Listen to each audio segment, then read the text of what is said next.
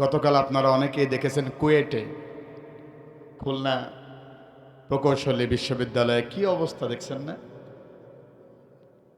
প্রকাশ্য দিবালোকে রামদা নিয়ে ঢুকেছে, অসহায় ছাত্র জনতার উপরে হামলা করে রামদা দিয়ে তাদেরকে কোবানো হয়েছে।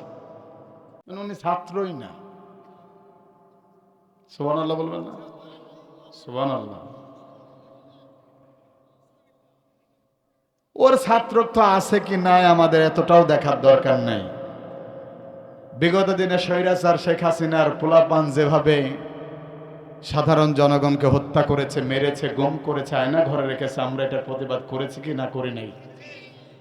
তাহলে এখন যদি ওই রকম স্বৈরাচারের আবার দোসর চলে আসে, ছাত্রলীগকে যেভাবে নিষিদ্ধ করা হয়েছে ওরকম ছাত্রলীগ যদি আবার কেউ সাজতে চায়, তার বিপক্ষে আমাদের কথা বলার দরকার আছে না নাই? আওয়াজ দিয়ে বলেন, আছে না নাই? কোন দলকে ঘায়েল করার উদ্দেশ্য আমি এখানে আসি নাই।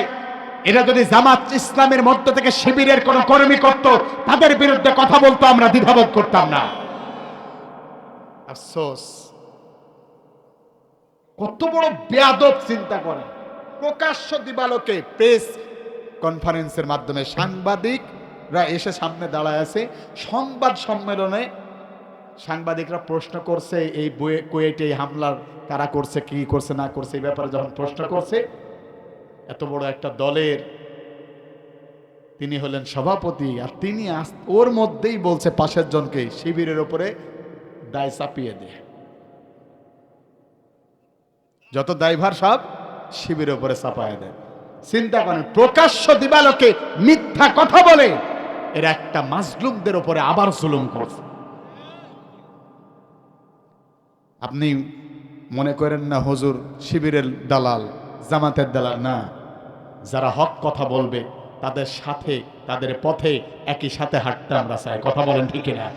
আর যারা বেঈমানি করবে, জমিনের বুকে এক স্বৈরাচার বিদায় হয়েছে, আর একজন স্বৈরাচারের ভূমিকা পালন করবে, আল্লাহর কসম আমার লাশ পড়তে পারে, আমার রক্ত উঠেও ওদের বিপক্ষেই কথা বলবে। কথা বলেন ঠিক না? কারণ আমরা এসেছি জমিনে সত্যের পক্ষে কথা বলার জন্য। আমরা শুধু শেখ হাসিনার বিরুদ্ধে কথা বলা শিখি নাই। এখন যদি ডাক্তার ইউনূস বিপক্ষে কথা বলতে হয়, সে যদি অন্যায় করে তার বিপক্ষে কথা বলতেও দ্বিধাবোধ আমরা করব।